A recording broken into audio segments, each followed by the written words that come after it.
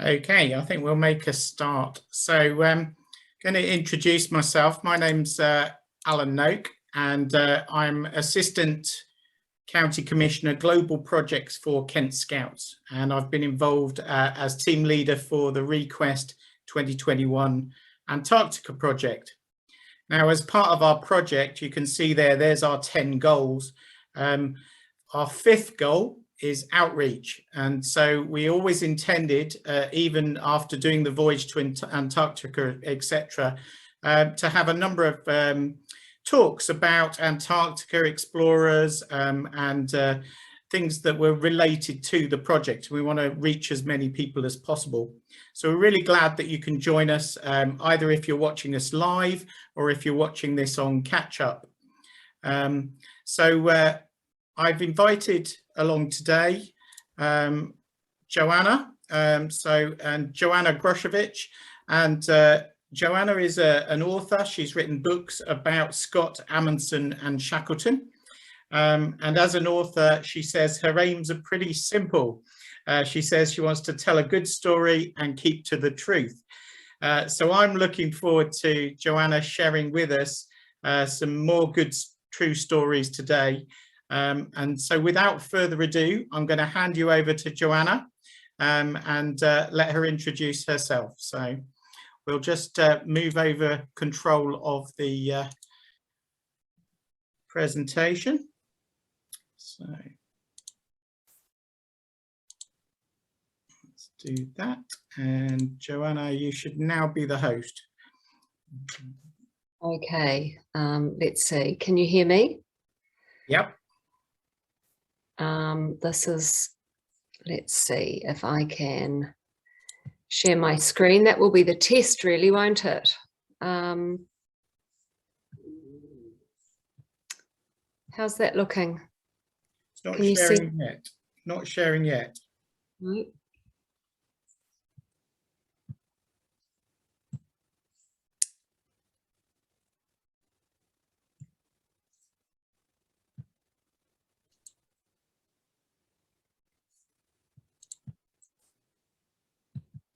How's that? That's it. Great. All right. Hello, everybody. Thank you, Alan. Thank you for having me. I'm joining you from New Zealand. Actually, it's 2 o'clock. No, actually, not 2 o'clock in the morning. 1 o'clock in the morning on Sunday morning. So it's a little past my bedtime. I'll try and keep awake and hopefully not send you asleep with my talk today. I'm just going to give you an overview of my work, my latest book, Shackleton's Endurance. I'm going to outline some of the thinking behind the book, the reason why I decided to write it, and introduce you to some of the lesser known members of Shackleton's Endurance expedition. Let me just see if I can get this going there. And I think, Alan, we'll have some time at the end for some questions. So yes, if anyone thinks of a question as Joanna's giving her presentation, please type it in the Q&A or the chat, and we can pick it up at the end. Okay. So here we go. This is my latest book, Shackleton's Endurance. It was published by Allen and Unwin in Australia last year, 2021, and it follows on the heels of my two previous books, Into the White, about Captain Scott's Terra Nova expedition, and Amundsen's Way, about Roald Amundsen and the race to the South Pole. Both of those books I felt were important to tell both sides of the story, given that they relate to the race to the South Pole. And I really enjoyed the process of researching them and writing them. And after they came out, people started to ask me, when's Shackleton? You know, when is Shackleton coming out? As though that would be the natural next step for me as an author to to write about Shackleton, because that seemed to be everybody's favourite story from the heroic age of polar exploration. And I actually didn't want to. I didn't want to write about Shackleton at all. I thought that, you know, why does the world need another book about Shackleton? It seemed that there were far too many already. So I was pretty reluctant to sort of embark on that project, given that writing a book takes quite a lot of time, and there are a lot of really fascinating polar stories that I felt might be a bit more interesting to tell lesser known tales. But what changed for me, I suppose, was I was at the Scott Polar Research Institute in Cambridge doing some research about an Arctic story, actually. And I'm not sure if any of you have visited Scott Polar, but they have a wonderful museum there. And then upstairs they have the library and the archive. And I'd been working in the archive, and one of the lovely, rather quaint, and I have to say that as an Antipodean, it seems quintessentially English that they that everybody stops at 10:30 in the morning and reports to the Friends room for a cup of tea. I thought that was a really lovely tradition. They actually ring the bell from Captain Scott's Terra Nova at 10:30 in the morning, and everybody gathers together. All the researchers, the staff, students that are doing work there as well, quite a few students from the university.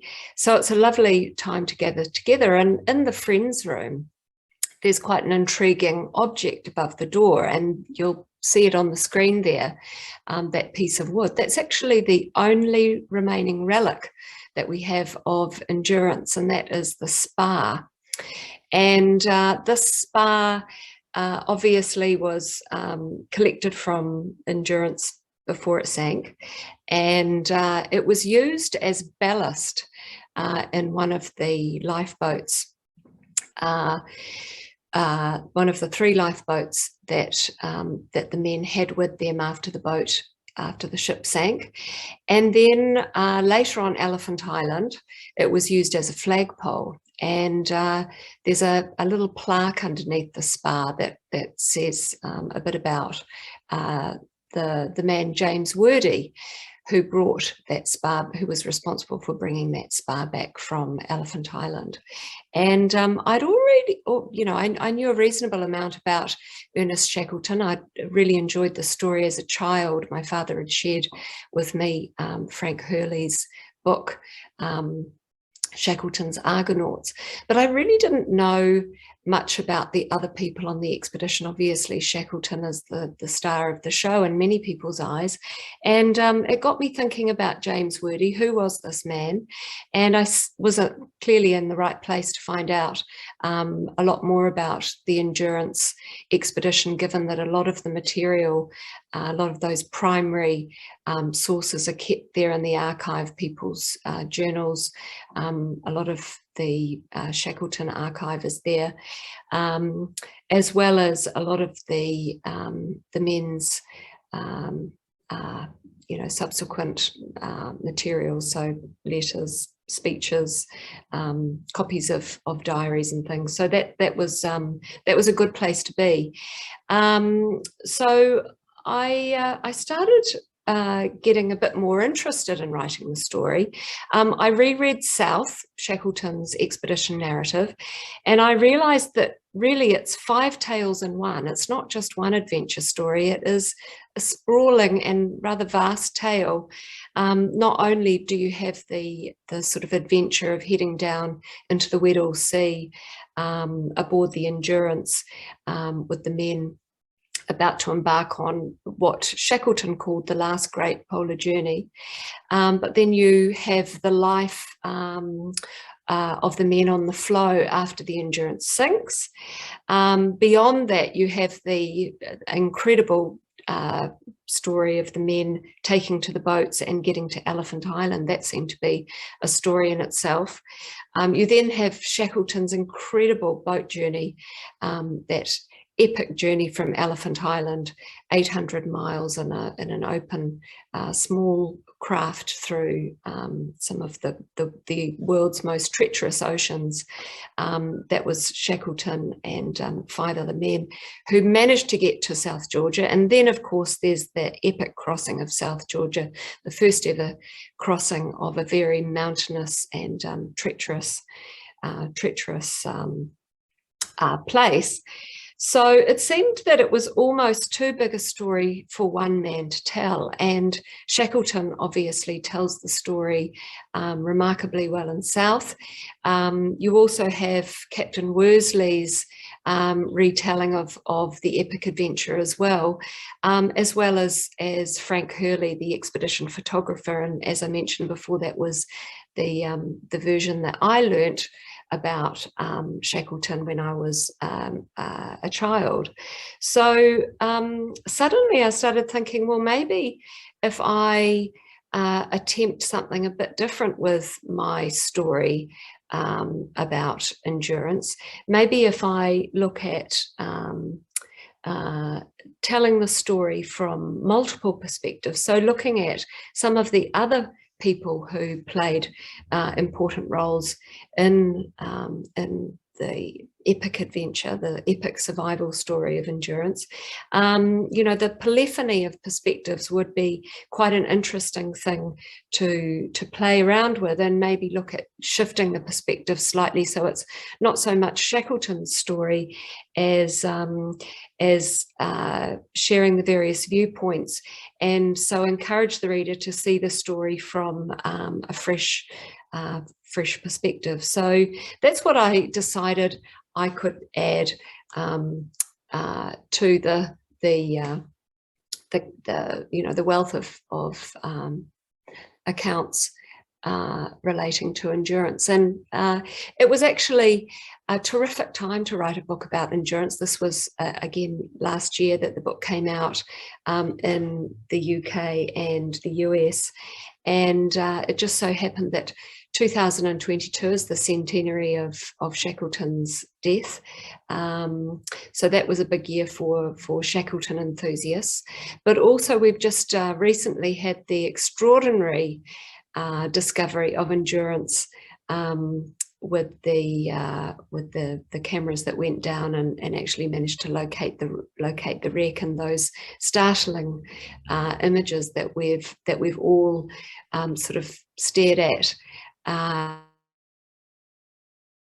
So clear, and the boat in remarkably fine form. That sort of reignited a lot of interest in the story itself. And one of the things that I was thinking when I was seeing these incredible images is that this was actually just the beginning of their trial. You know, this incredible ordeal that they were facing when Endurance sank. That was, you know, that was not the end. That was actually the beginning of the ordeal. So I think that's quite interesting to keep in perspective. It was a glorious failure. You know, the men had not, you know, Shackleton had, his intention was to cross the Antarctic continent from the Weddell Sea over to the Ross Sea. This was going to be the first ever crossing of the continent. Obviously, Amundsen had got to the South Pole from the Ross Sea, was the first person to do that. Captain Scott and his companions managed to get there as well, but nobody had actually crossed the entire continent, and it was an audacious plan. And because Endurance was beset and sank, the men didn't actually set foot on the continent at all. So it was a glorious failure, but we get something else instead, something that's far more appealing, I think. So this is one of the early a very rudimentary drawing that Shackleton shared with one of the men he was hoping to interest in financing the expedition. Shackleton was always casting around for funding, people that would support him and his efforts, you know, in the polar regions. So you can see it's a fairly rudimentary drawing of Antarctica. It's not quite to scale and not quite the right shape, but you can see the plan was basically to make landfall, get across through the middle of the continent, through the pole and out the other side to the Ross Sea, back up to New Zealand. It looks remarkably easy. Now, obviously, Shackleton, he wasn't going to attempt this on his own. He had to have a group of men to support him. And this is one of the pages from Shackleton's Endurance. I've been working with a very well-known UK illustrator, Sarah Lippert, who's a graphic novelist in her own right. She's done a lot of the illustrations for the 3 books, and this is a rendition of the men that accompanied Shackleton on that expedition.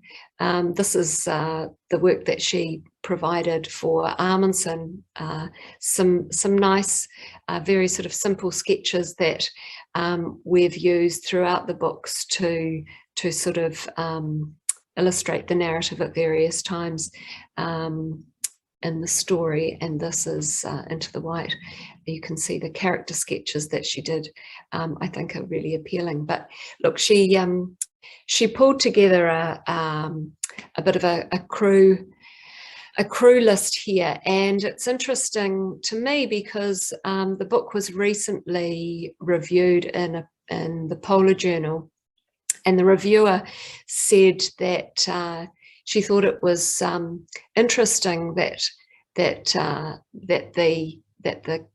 characters, for want of a better word, are presented in a fairly random way, which reflects the sort of the kind of collective nature of Shackleton's crew. You know, that there was no visible hierarchy. So you get Shackleton at the top there, but obviously Frank Worsley, captain of Endurance, and Frank Wild, Shackleton's second in command, they're in there as well, mixed up with the scientists and the sailors, the 2 doctors.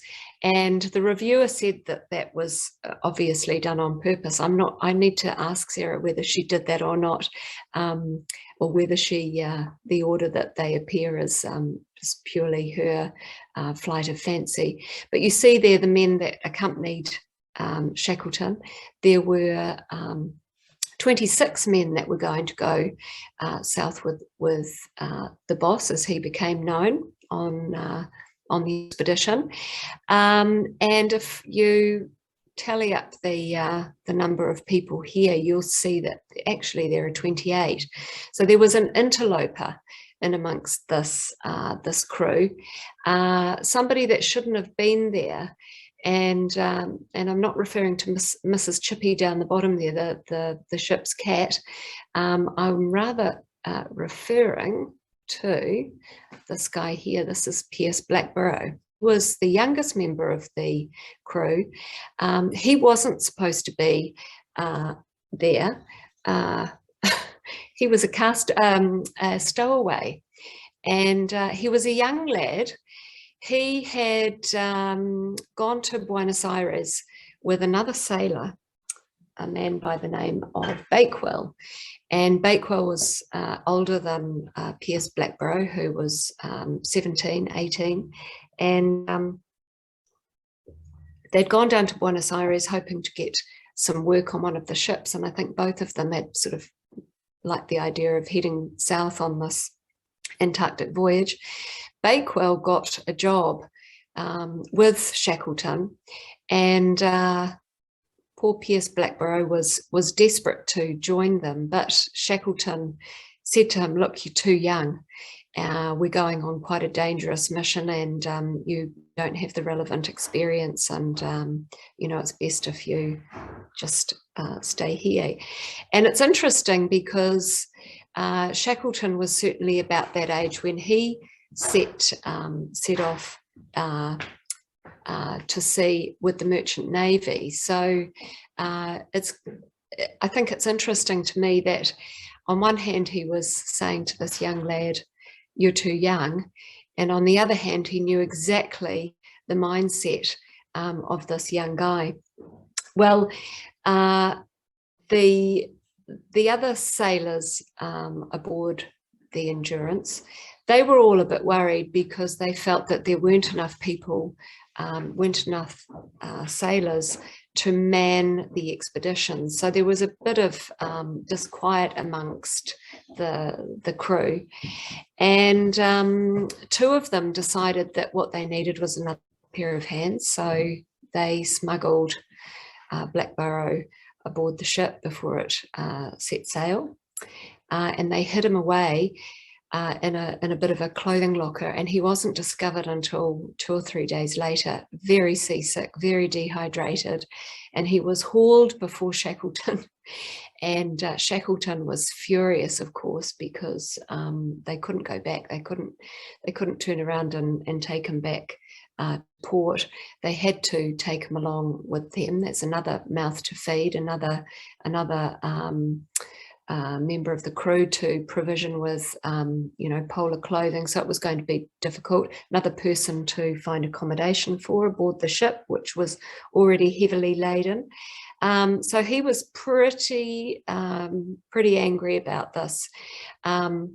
He tore strips off poor Blackborough, and actually said to him, "Look, it's not uncommon for these expeditions to go wrong, and for food to be short, and you're going to be the first person that we eat when things go wrong." And of course he was joking, and I think the story goes that Piers Blackborough said that Shackleton had more meat on him than he did, so suggested that maybe the boss might be a better meal in those circumstances. But Shackleton obviously felt very protective of the young lad. He got him to start work helping out the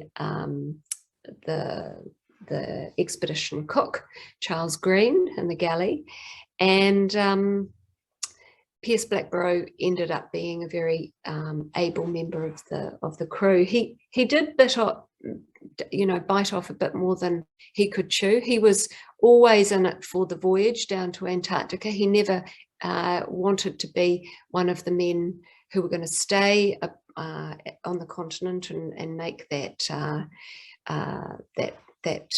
epic journey across the continent. Shackleton was only going to have 6 men do that. So I think Piers Blackborough, when he found himself marooned in Antarctica, was probably wondering, certainly some of the time, why he bothered stowing away. Bit of a bad idea. One of the things that Piers Blackborough did with Charles Green was he did all the really mucky jobs. Once they were on the ice, he did a lot of the cooking over the blubber stove, which meant that he was often covered head to toe in the black, sort of black oily smitch, they called it, the blubber smoke from cooking over a blubber stove. So he often looked like a bit of a Victorian chimney sweep rather than a sailor. And he was also often covered with, you know, the sort of the blood and guts of having to flince the seals, butcher the meat that they were eating, the seals and penguins that became necessary to eat once they were on the ice. But this is a delightful photo, I think, of Piers Blackborough while they were still aboard the Endurance, and obviously on his shoulder there was the cat, Mrs. Chippy. Now, Mrs. Chippy was not actually a female cat; it was Tomcat. Mrs. Chippy was the nickname that they gave the cat. the cat was actually the pet of another one of the crew, the aptly named Chippy. This is a picture of Chippy here. Harry McNish, who was the ship's carpenter and shipwright. And there's a bit of confusion about Chippy regarding his name. Some people refer to him as McNish, some people refer to him as McNish. Shackleton and South refers to him as McNish. And I had an interesting conversation with Michael Smith, who wrote an excellent biography of Shackleton a few years ago, and his theory is that because McNish was Scottish, his accent made it sound as though his name was McNish. So I'm going to stick with McNish when I'm referring to him, but this is a picture of his grave in New Zealand, actually, near Wellington, and McNish ended up in Wellington. Not a very happy story. He died penniless. This is a rather grand grave with the statue there of Mrs. Chippy on the bottom of the grave. This was donated by the New Zealand Antarctic Society. They've actually, you probably can't see on the tombstone there, they've referred to him as McNish, but they felt it was fitting to give him a proper tombstone and you know, the memorial to McNish. He played a really important role in the expedition, and he has been somewhat maligned, it would be fair to say. So I was quite interested in McNish as a character, and I read his diaries. He kept quite extensive diaries during his time on the ice. He was a very skilled carpenter. He did a lot of work around the ship, not only preparing it for the voyage, but also he did maintained the ship, did a lot of repairs. And when the ship was beset and it started taking on water, you know, he was instrumental in building the cofferdam down in the engine room that was keeping the water at bay. And this was, you know, quite an undertaking. It meant that he had to spend a lot of the day sort of waist deep in ice cold water while he figured out how to do that. And that was really important because they were really trying to keep the water under control, because they knew that they would have to eventually abandon ship, and this enabled them to salvage a lot of the gear that they were going to need for their time on the ice. So that was really important. Once they had left the ship and were on the ice, Chippy McNish, he helped salvage a lot of the decking and a lot of the materials that they were going to use to not only set up their camp on the ice, so setting out you know, a lot of the decking that they were able to line tents with to keep things dry, but also he was responsible for carrying out some work on the lifeboats, because they knew that at some point they'd have to take to these 3 lifeboats, and they would need to be up to the task of carrying men in high swell, you know, the high swells of the Southern Ocean. So they needed to be modified quite substantially. McNish, he felt he had a difference of opinion here with Shackleton. He felt that what they should do is actually use the boats, the 3 boats, sort of take them apart and build a bigger bigger boat that would be able to carry all the men. Shackleton didn't think that this was viable, and so he wanted McNish to actually just build up the gunwales so that they could withstand the high seas. He also was instrumental in salvaging a lot of the foodstuffs too.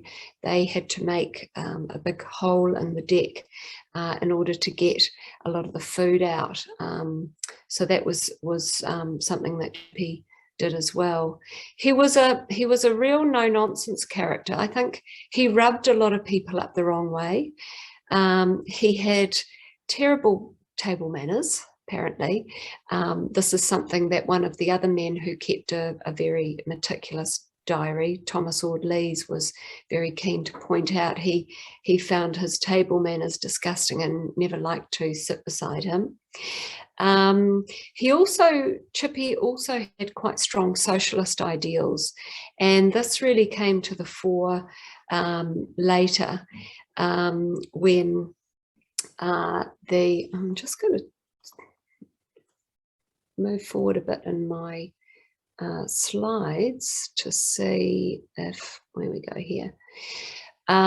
So Chippy's socialist ideals were, he was very vocal, liked to share quite liberally, he liked to complain, but also he was very fair-minded, and he was very concerned about the plan that Shackleton had to, once they had abandoned the ship, Shackleton's plan was to drag these 3 lifeboats to the edge of the sea ice, wherever that might be, and launch them into the water. And this was going to be a very difficult undertaking. This slide here, the surface of the ice looks relatively flat, but in many of the photos of where the men were camping out, you see the ice was rutted and ridged, and it was very, very difficult for the men to actually haul these boats any distance. And before they started hauling the boats, they loaded them up with a lot of provisions, enough for a certain amount of time. But one of the things that bothered McNish was that they weren't actually making up enough distance. He figured that they weren't going to be able to make it to the edge of the ice before their food ran out, and he started, spreading his misgivings amongst the men, who were feeling very fatigued and very sort of uncertain about the plan as it is. And it came to blows really when McNish refused to carry on.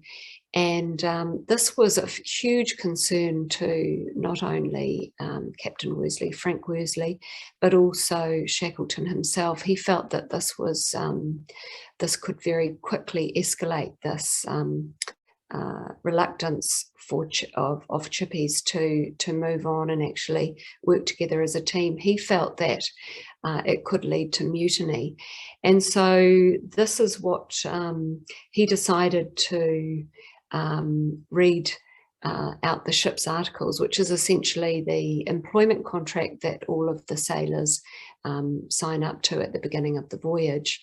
And what he said was that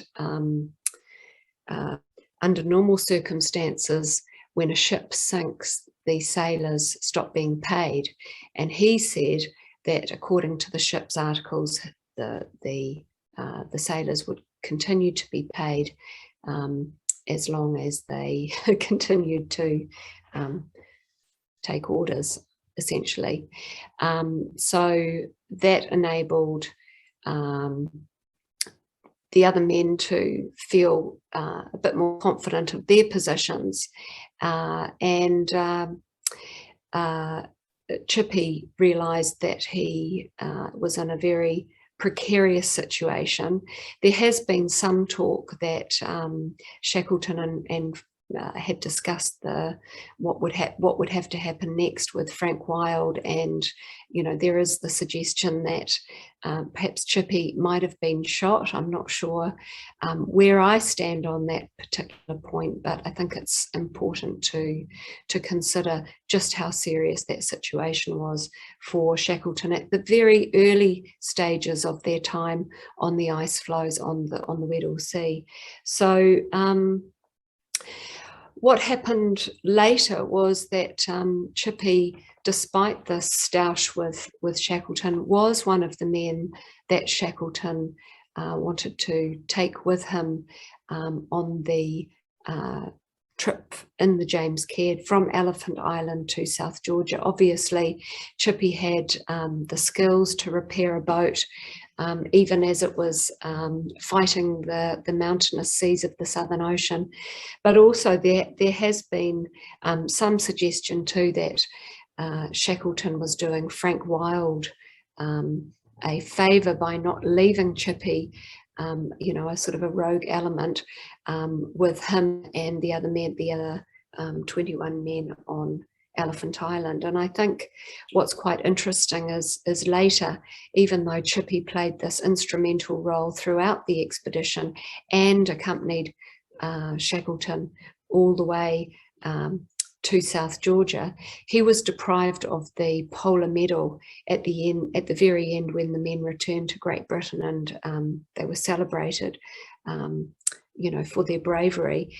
Chippy was actually one of the men who missed out. And I think that's one of the areas that Shackleton was criticised quite heavily for, that after everything that Chippy had contributed, not only his expertise, but considerable bravery and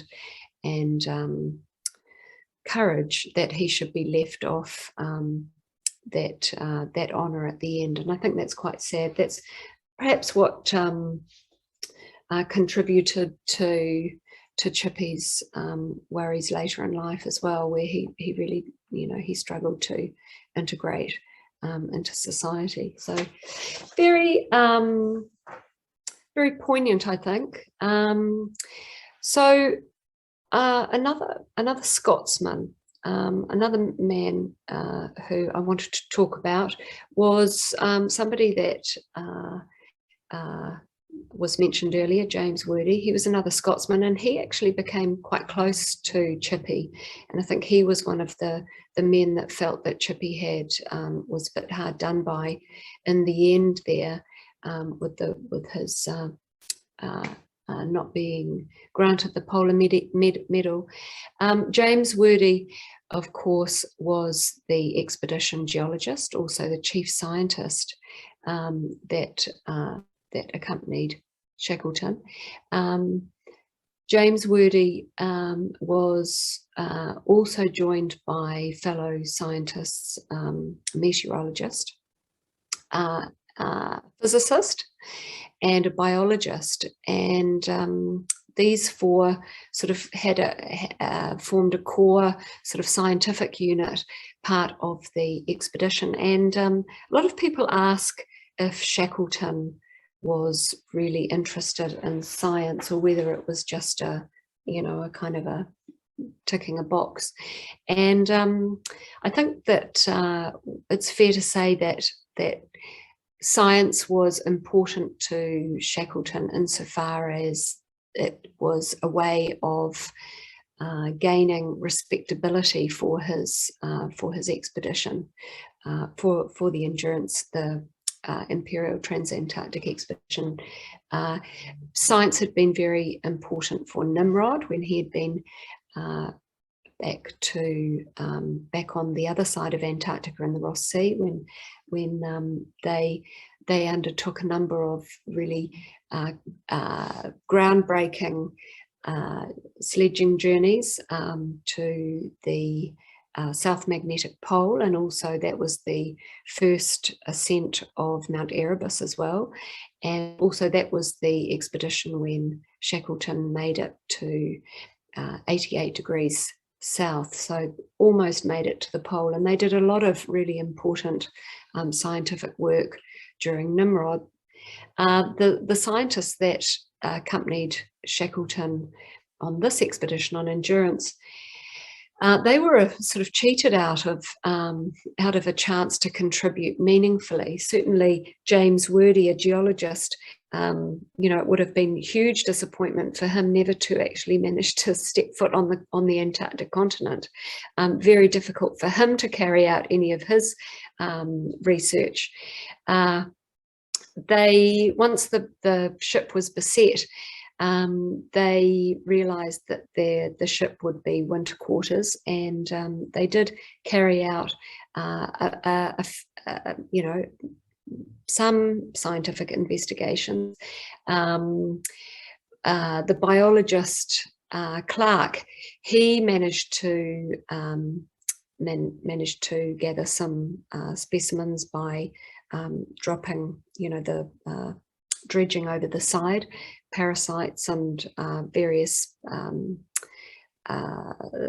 species that he was able to haul aboard. There's obviously quite a few seals and penguins around the ship as well. And what's interesting, I think, is in Clark's dissection of penguins, he often found stones that gave James Wordie, the geologist, something to look at, and some, the ability to theorize about, where these stones had come from.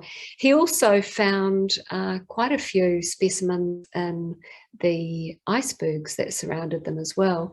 Often the icebergs would have sort of layers of debris in them because of the origins from the continent. So that gave Wordie something to investigate as well. The physicist James, Reginald James, he had quite a bit to do as well. Luckily, he had a lab in Endurance, but also he had a lab out on the floe as well before the ship sank, where he was able to conduct many of his experiments. He was a very interesting guy, James. He had been he was one of Wordie's colleagues from Cambridge. He was certainly an eccentric. He had been raised by two maiden aunts, and I believe he had grown up in an umbrella shop in London, hadn't gone to school, or at least he had been homeschooled by these two maiden aunts. And so he wasn't terribly good at interacting with the other people aboard the ship. He hadn't had a lot of experience of interacting with some of the regular guys like the sailors. And so that sort of was often quite awkward, I think, for him.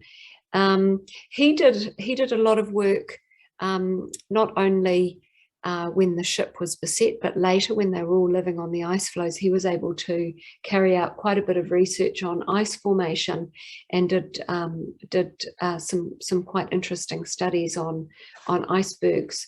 And it's interesting to read his notes that he was taking during that time, when he talks about not only the interesting light effects that are caused by the ice in the atmosphere, but also, things like on quiet nights that the brash ice, the sort of slushy young ice that was in the leads that opened up between the ice floes.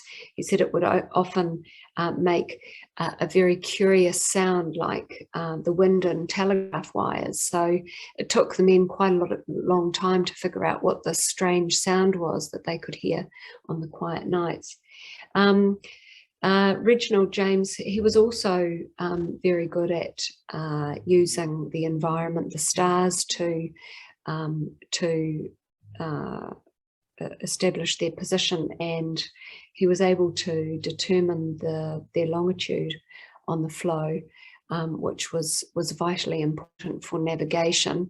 They obviously wanted to try and figure out where they were, and which direction the ice floes were traveling. So that was really important too.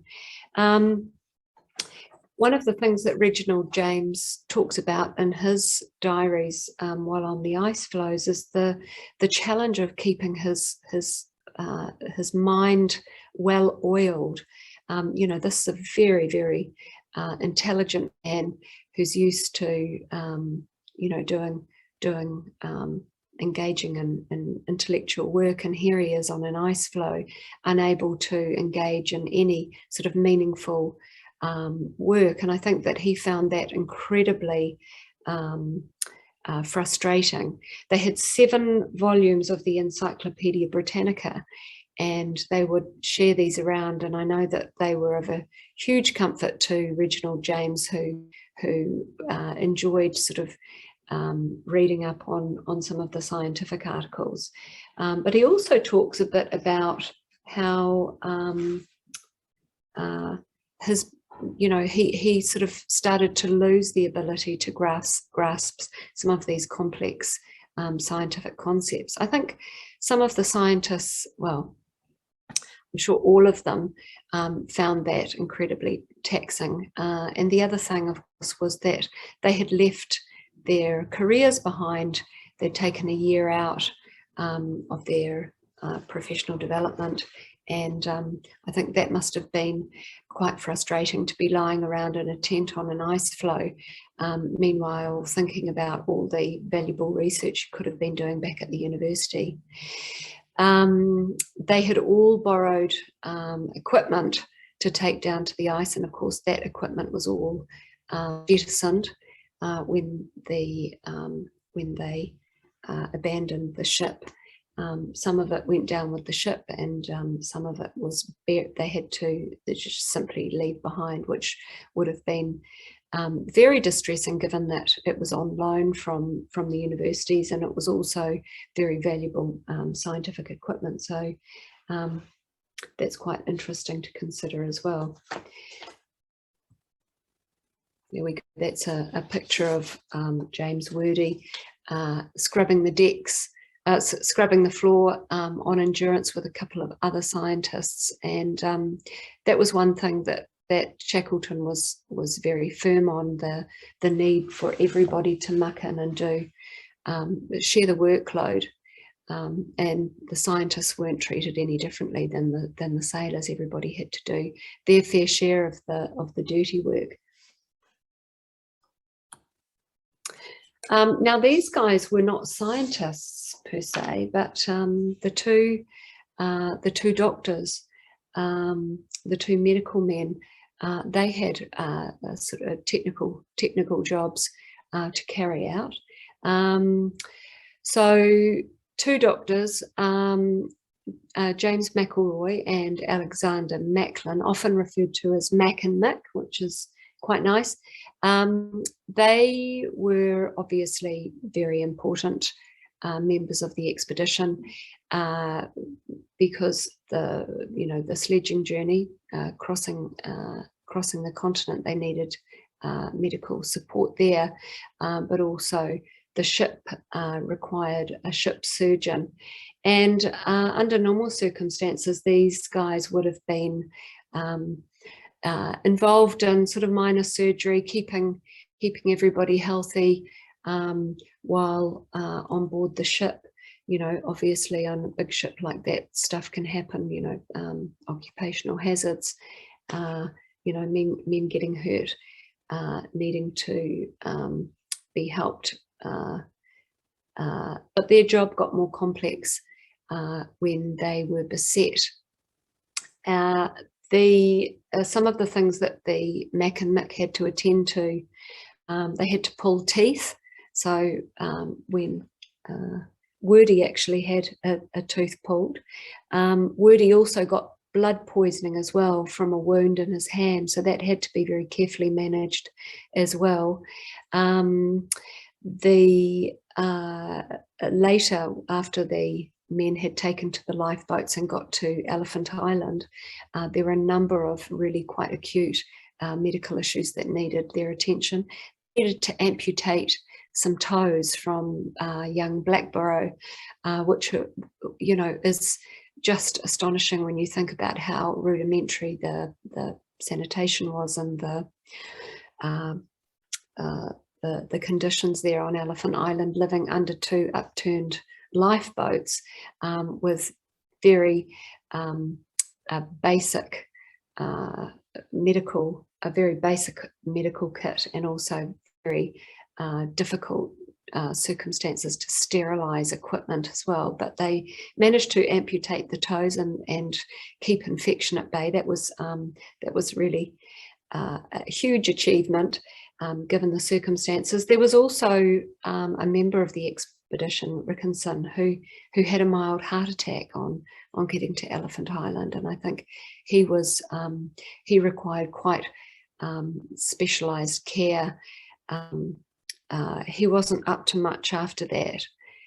A lot of the men after that trip to Elephant Island had horrible saltwater boils, which just sound ghastly when, you know, these develop on arms and legs when you're sort of submerged in salt water for an extended period, and the clothing, which was wet and was chafing the skin, was a very, very painful condition, and obviously that needed careful management as well. So they had a lot of physical complaints that they needed to keep on top of, you know, as well as the normal, you know, what you would expect, you know, during the ordeal: the hunger, the cold, the damp, the filth, you know, unable to get clean. These men living in really quite filthy conditions. Frostbite was obviously a real risk that needed attention as well, and constipation. You know, the diet that these men were reduced to was not the best for maintaining regularity, and you know, just the ravages of constipation on these men's system was quite brutal. The thing that troubled Mac and Mick the most, though, was scurvy. This was sort of this kind of haunted them throughout the voyage. Shackleton himself was very interested in the topic of scurvy. He had scurvy during the Discovery expedition, when he had made an attempt on the pole with Captain Scott and Edward Wilson, and had to be invalided home back to England, something that he was very upset about at the time, and probably contributed enormously to his desire to get back to Antarctica for Nimrod and try again. So he knew how serious it was, and back then they really didn't understand scurvy at all well. The science of nutrition and vitamins, that was all in its infancy.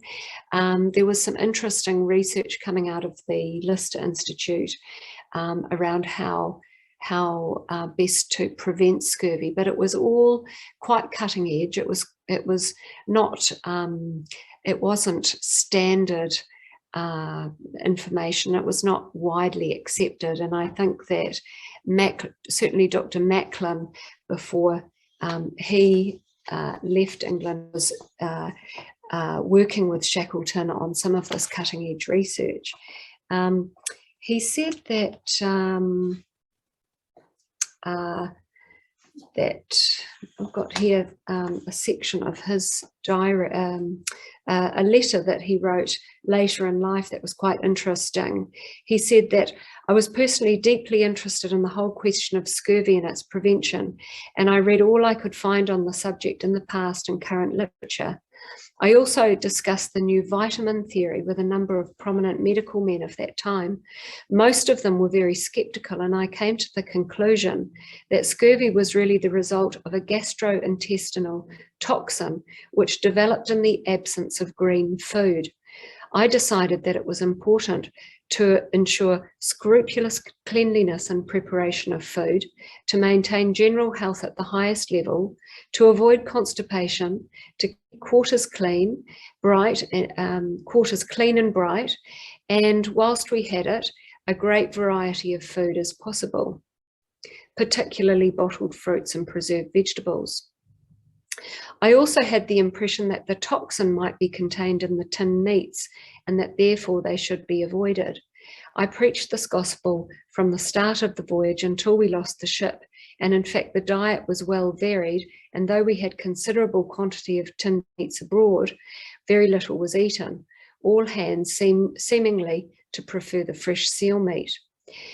Shackleton took a lot of lime juice as well with him. He felt that that was going to be very important way to avoid scurvy.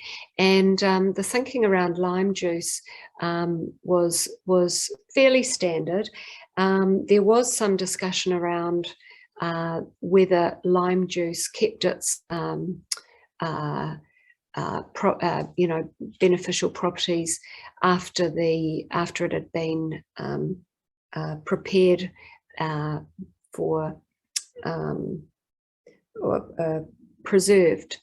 They used high temperatures to preserve it, and many people felt that the lime juice perhaps lost its beneficial qualities after being heated. So Shackleton took great pains to ensure that the lime juice he had taken had been preserved at lower temperatures. But in the event, all of the lime juice went down with the ship, so that point became moot after a while. But what was interesting is that Macklin's view of the fresh meat, that really did actually have some basis in truth. And what we know now is that fresh meat contains quite a lot of vitamin C. And so really the fresh meat that formed the basis of the men's diets once they were on the ice floe, that was actually what kept them free of scurvy. So that was certainly remarkable good luck. I'll just see here, it's hard to keep track of my slides. That's just a little movie here to for an intermission, really. This is to reset everybody's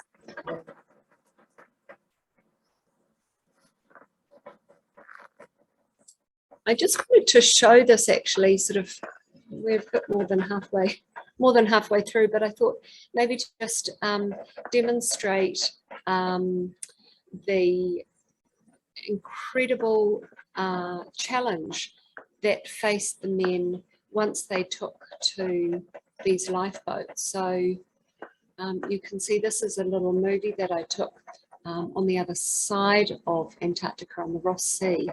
You can see these huge bits of sea ice that have broken up the ice floes. This is a relatively calm stretch of ocean, but you can see the swell is quite considerable. And taking to the boats with these huge bits of ice that could really crush the boats quite easily if they found themselves between two of those. Quite a difficult proposition. You can see the swell there is building.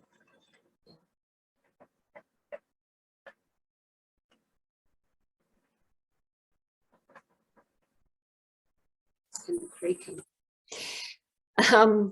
Just a quick word about food. You know, as I mentioned earlier, a lot of the food had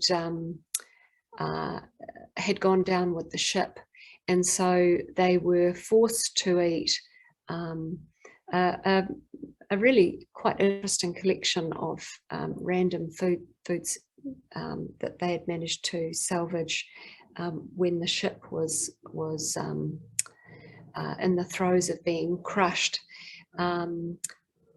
Chippy had made the hole in the decking, and they were able to use a grappling hook and various other tools to winkle out some of the cases and get them to float to the surface. Many of the crates were underwater, so things were spoiling, but they were really stuck with what they had managed to salvage by luck, really. And so they had a very limited number of very limited ingredients that they could use. And one of the men responsible for feeding the 28 men was Charles Green, the expedition cook, who had Pierce Blackborough helping him. And he had a really difficult job because he had to cook 3 meals a day for 28 men for an unspecified length of time. And he had to plan out the meals so that that the limited food that they had would last. He obviously had to do all of this once the ship went down. He had to do all of this in the open. This is a photo here of him cooking a meal over the blubber stove on the sea ice. You can see it's a pretty rudimentary kitchen, pretty filthy too by the looks of it. And it was pretty unpretentious, I would say, pretty unpretentious cooking over a stove that had been fashioned from the ship's ventilation shaft. So even the stove had to be cobbled together. And he really had a very difficult job, having to feed these men and maintain their mental health, really, because food became a real focus for them. There wasn't a lot of action on the ice, and so food became the focal point and a huge way of keeping up the men's morale. Some of the men were engaged in hunting, so going and trying to hunt the seals and penguins for the fresh meat. And one of the things that I think is interesting is that they every day they got out on the ice, got up out of their tents, and they went and made holes in the ice, some breathing holes, so that would attract the seals that would come to the breathing holes, and they were then able to get the seals, kill them, and butcher them. It was very, very cold work to cut up the seals with their obviously bare hands. You're not able to butcher a seal with wearing big reindeer gloves, so that was pretty unpopular work. They also had they ate a lot of penguin meat as well, and the penguins became a very important part of their diet too. When they were on Elephant Island, they were able to kill quite a few in one go, but then they had to butcher them. They were quite labor intensive to skin them and prepare them for the pot. One of the things that I found quite interesting was a description of how Thomas Ord-Lees got very skilled at skinning the penguins, and found that if he, I mean, it's quite disgusting really when you think about it. He talks about once he had killed the penguin, you put your feet on the penguin's feet, and then you can sort of make a slit and then rip the skin off in one go. And he found that you could use the penguin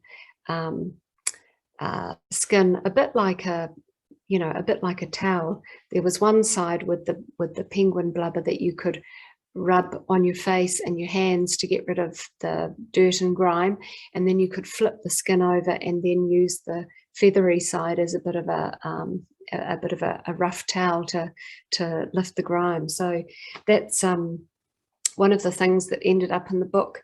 I have to say it was just too lovely a detail to leave out.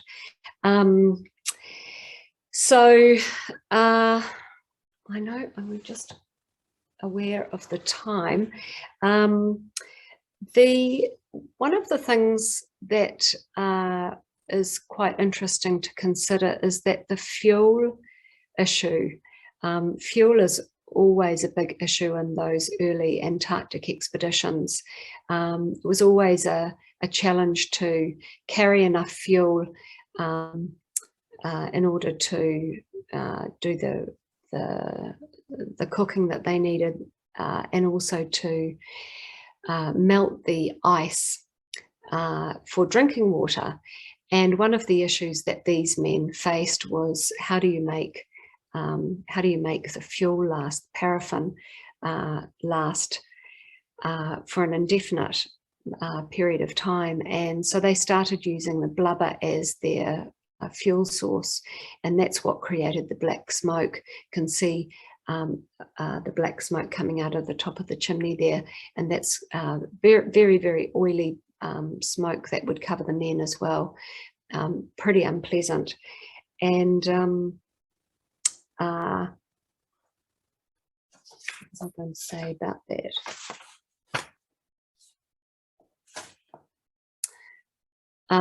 That would become an issue later in Elephant Island, when the men were living and cooking underneath the upturned boats. You go here, cooking inside the upturned boats on Elephant Island. You can imagine where that smoke goes. It would just cover everybody and everything, even with the ventilation out the top. A very sort of smoky, unpleasant environment to live in, even though you've got the added benefit of the warmth and the in that confined space with the cooking stove there. I just want to finish by making a brief comment about some other men that you really don't hear about in the context of the endurance expedition. And that is the Ross Sea Party. Now, these men here are the survivors of the Ross Sea Party. 7 men. There were originally 10 men who made up the Ross Sea Party. Now, these men, they've sort of been forgotten a bit, and it bothers me when I hear people refer to the endurance expedition and not one man lost, because actually 3 men were lost in the course of the Transantarctic expedition, but they were not part of that Weddell Sea contingent that were with Shackleton. These men were actually doing independent work, setting up supply depots on the other side of the continent. Now, these men, what they were doing was really important, because Shackleton and the men that were going to set off from the Weddell Sea, that there's no way they could have carried enough provisions to get them all the way across the continent, a journey of 1,800 miles. So what they needed to do was rely on these men who were going to lay depots, supply depots, all the way to the foot of the Beardmore Glacier. And that was a challenge in itself. But what happened was that the leader of the Ross Sea Party was a man called Mackintosh, and he was sent off to Australia with very little money, no ship, no clothes, no provisions, and he had to cobble together an expedition, the provisions, and pull together a crew and a ship to get them down there. And Shackleton had his hands full organising his side of the operation, so he sort of left it a bit in Mackintosh's hands, which is rather unfortunate, because when he got to Australia, he found it very difficult to get the funding necessary to pull everything together. But against all odds, he did manage to get a ship, the Aurora, which had been used by Douglas Morse, an Australian polar explorer, and the Aurora needed a lot of repair work before it could make it down to the Ross Sea again. So there was all the cost associated with that, but they finally did get down there, and a terrible thing happened to these men. The Aurora dropped them.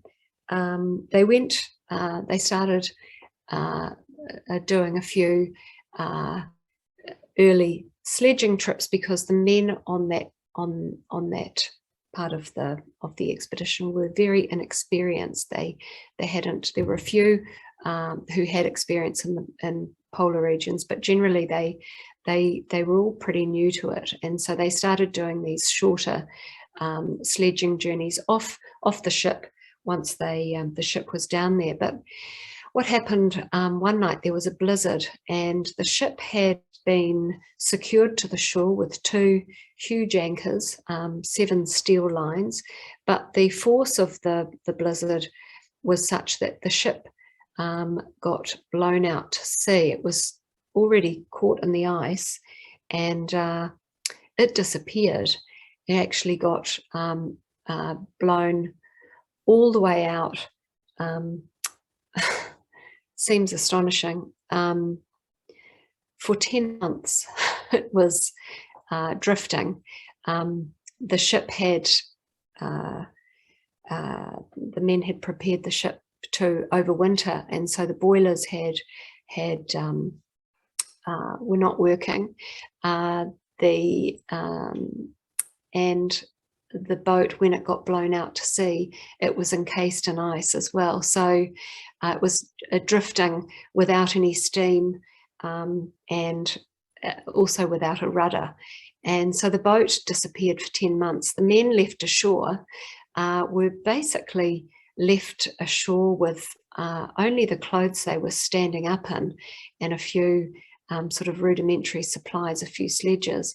Luckily, they were near this hut here. This is Captain Scott's Cape Evans hut, and they were able to go inside the hut. You can see this is a photo of one of the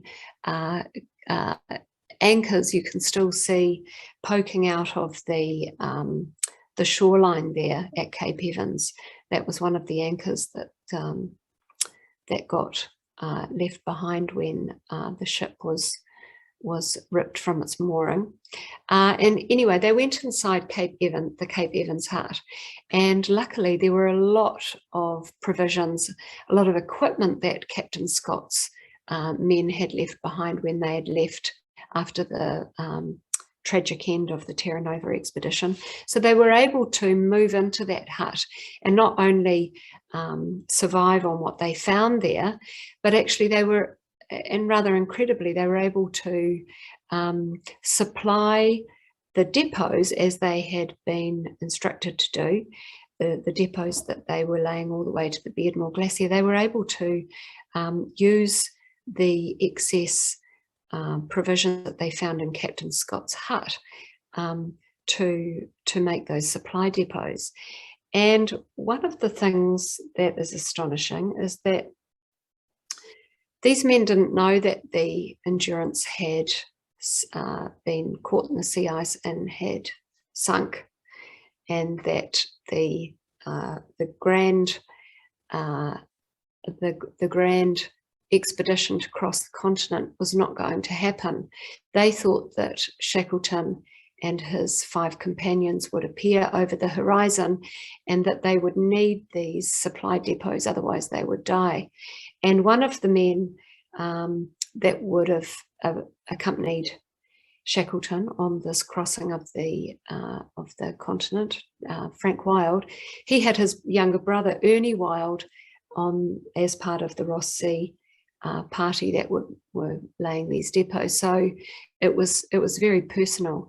Obviously, Wild didn't want his brother to turn up in the middle of the continent and find that they didn't have any food laid out for the second half of the journey. So it was vitally important for these men that they carried out their initial role. The men, they had very poor clothing.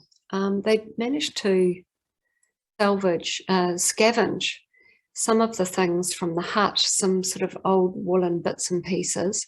They managed to make some finnesco fur shoes out of old sleeping bags.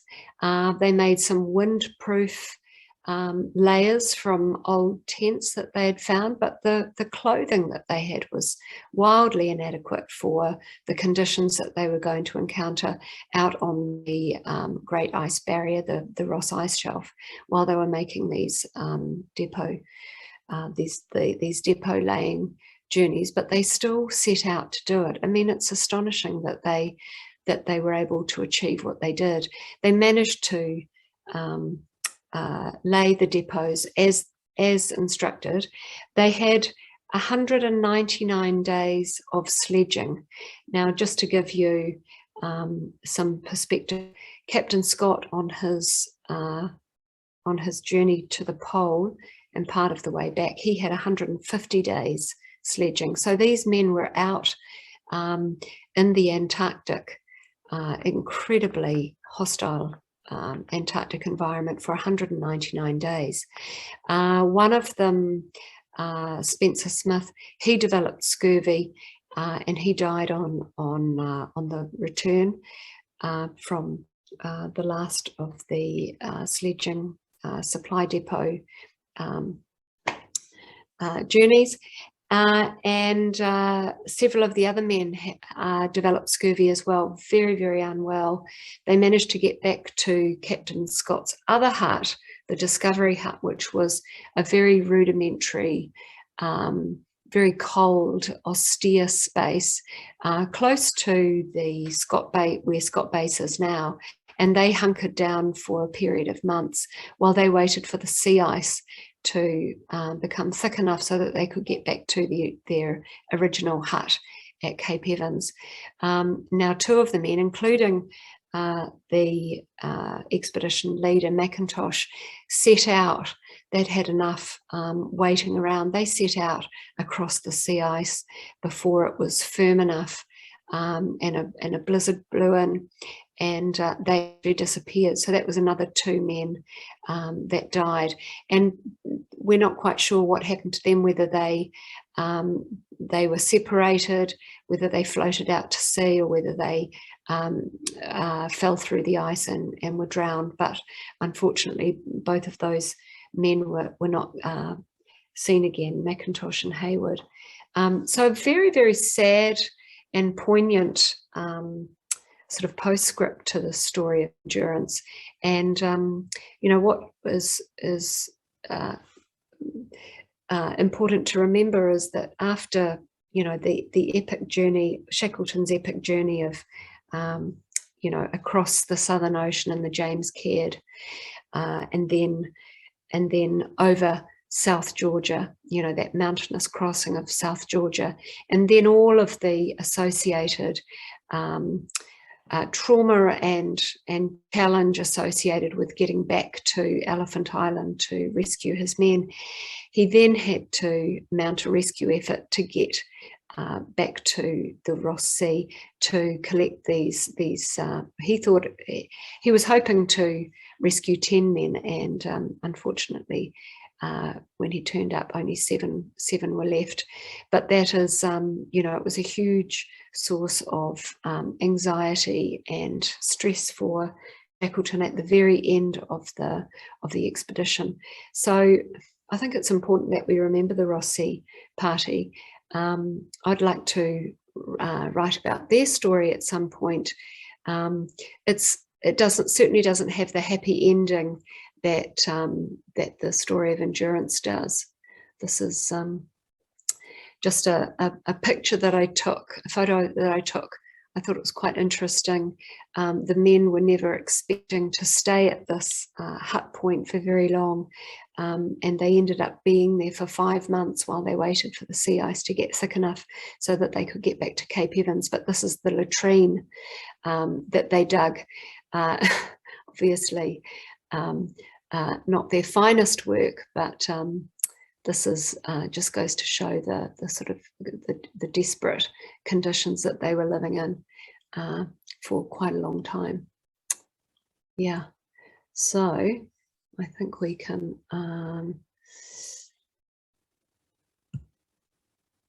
move back now to Alan.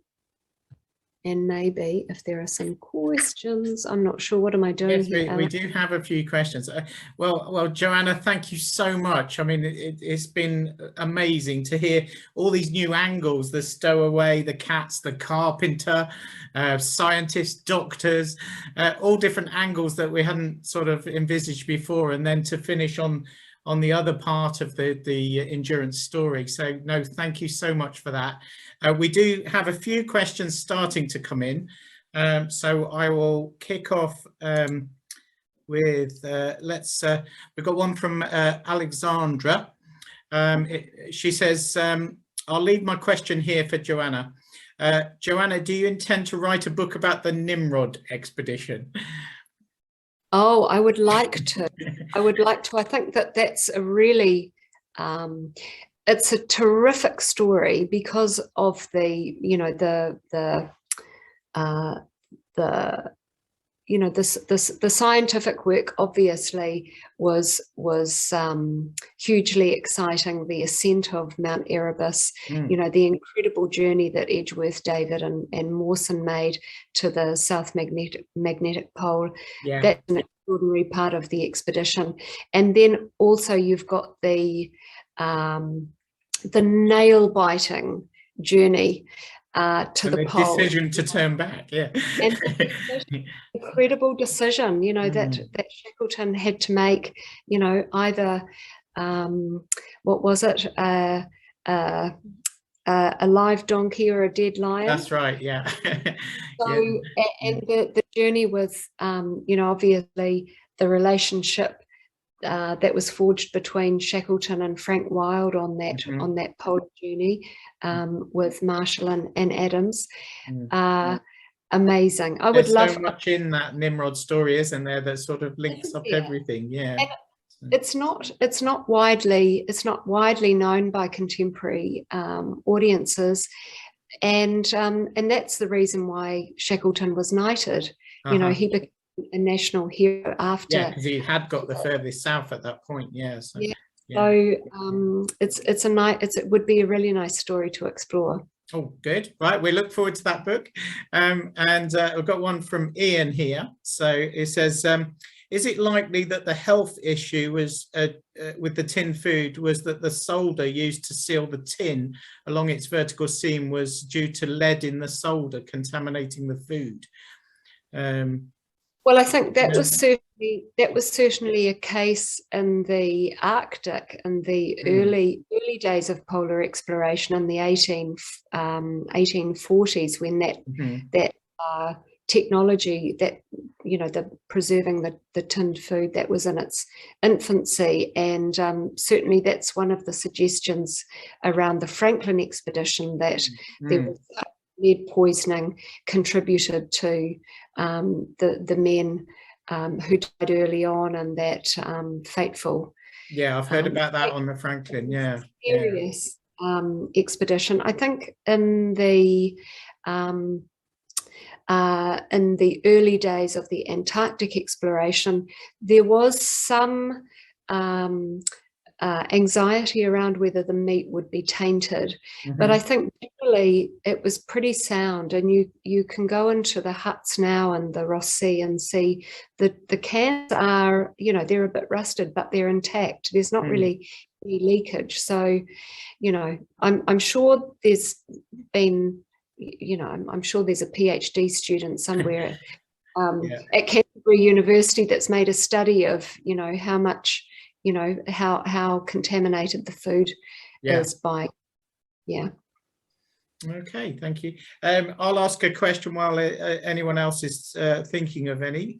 So obviously writing a book, I've written a book myself, and one of the biggest decisions I think that I found when writing a non-fiction book was how much to leave out.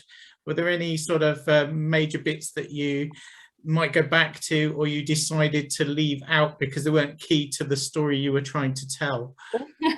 It's so true. It's so true. I think that's why it's so difficult to talk to do a talk like this, because there is just so much information to cover. Yeah. And it's very frustrating because you want to share, but without being boring. And I'm not sure how successful I've been during this. No, it's great. Not being able to see anybody's faces. Yes, I know. I've done one of these presentations. So for those of you out there, it's very difficult giving a presentation to just the computer screen. I think Joanna's done absolutely fantastic. I've done it myself, and you've just got to imagine you're talking to your best friend and get on with it, haven't you? So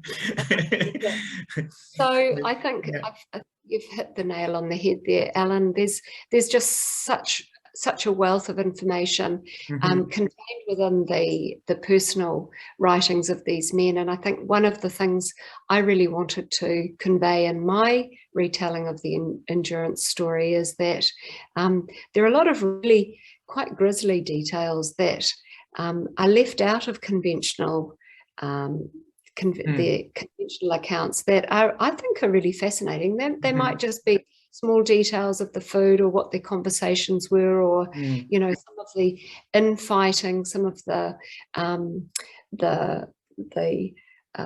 difficult interpersonal relationships that arise when a group of very different men live in close quarters. I think that's some of the stuff that I really wanted to convey in the book as well. But it's always difficult, isn't it, knowing what to you have a sort of narrative that you want to follow, and it is whether things fit or within that, and then what to do with the stuff that doesn't. So exactly. So if anyone wants to either put a question in the chat or put their hand up, we'll just give a moment just to see. Could you pass the host back to me, Joanna? Okay, so how do I do that? So if you click on participants, yes, and then right click on me, you should, or click on the thing next to me, you should be able to make me the host. So if you find me in your participants list. I've got the reins. So okay, run that by me again. If go to click on participants. Yes. Then at the top, go on to panelists. Yes. That's right. And next to me, you should be able to make me the host. Make host. There we go. There you go. Terrific. Okay. Excellent. Thank you very much. So I'll just bring up my screen there. So we'll just double check the chat and the Q&A. So I've got no more questions in the Q&A. No one with their hand up. Just see if there's any questions in the chat. No, we're all good there. So really, really grateful for Joanna for giving up her time. It's now, what, 2:30 in the morning in New Zealand. So yeah. We'll just let you go off to bed soon. But I just wanted to give a little plug for our other talks coming up. So my talk that I did a month ago is up on YouTube. And if you go to our website, which is request2021.org.uk, you can find the link and watch the talk that I did. I'll get Joanna's talk up there as well. So if you think anyone who wasn't able to attend today, if you think may be interested in this talk, we'll get that one published on our website as well, and it will be up on our YouTube channel. Next month, we've got David and Gavin, who are going to talk about a lot more about the James Caird expedition, and so specifically focused on that, and they created a comic a graphic novel about that. So I'm really looking forward to them talking about their book and the James Caird story. So that sort of fits really nicely because it's sort of the gap in the presentation today. So that they mesh quite well. And then a month later, we've got Lucy and Darcy, two members of the project, who are going to be talking about lots of activities that can be done with young people around climate change. And there's a climate change badge that young people can work towards. And then our final Join in Antarctica will be live at our Kent International Jamboree, when we've got 3,500 young people camping in Kent, and we will be visiting the Global World Challenge Zone that I'm putting together, and that will be live, and you'll be able to have a look around and see what's happening with all the young people learning about United Nations Sustainable Development Goals. So lots going on. The project carries on until the 17th of September. That will be the very final date of Request 2021. And that's the date that the Quest returned to Plymouth. I'll be in Plymouth that day at the plaque to the Quest expedition, and we'll be holding a final ceremony to Shackleton on the 17th of September. There'll be other talks and things if you keep an eye on the Facebook page and on the Request website, where members of the expedition are talking about their experiences. So look out for all of that, and I'll send out an email to everyone that's attended today and those that wanted to attend but have perhaps been more tempted away by the hot weather, and then they can watch this presentation at their leisure. So thanks if you're watching live. Thank you so much to Joanna. We'll let you go to bed now. Really appreciate it. We've got a brilliant thank you, Joanna, from Emily. Thank you, Emily. Thanks a lot, Joanna. Kind regards from Norway, from Monica. So just let a few of those comments come in the chat, but we will officially close the presentation. Lovely. Just see if there's, we've got another Q&A come in. Let's just make sure. Thank you, Joanna. Sleep well, from Charlie Horn. Thank you, Charlie. Thank you, Charlie. And Charlie, a quick mention for Les Lamb, okay? So he'll know what I mean. Right, okay.